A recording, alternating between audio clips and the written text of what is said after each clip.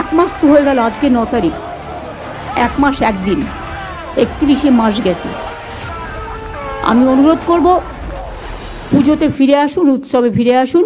যত দিন যায় আমি অবাক হচ্ছি আমাদের রাজ্যের মুখ্যমন্ত্রীকে দেখে। তিনি বলছেন অনেক তো হলো, পুজোয় ফিরুন, উৎসবে ফিরুন। রাজ্যের মুখ্যমন্ত্রী হয়ে আপনি এই কথাটা বলতে পারলেন, উৎসবে ফিরুন? পারতেন আপনি উৎসবে ফিরতে আজকে যদি আপনার বাড়ির কারোর সঙ্গে এই ঘটনাটা ঘটত। এক মাস তো হয়ে গেল, আজকে 9 তারিখ।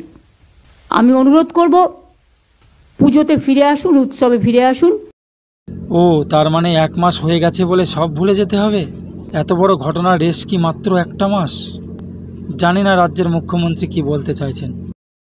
উনি কি কিছুই বুঝতে পারছেন না? এত আন্দোলন, এত ক্ষোভ মানুষের মধ্যে, সত্যি যদি উনি কিছু না বুঝতে পারেন তাহলে পদত্যাগ করে দিক।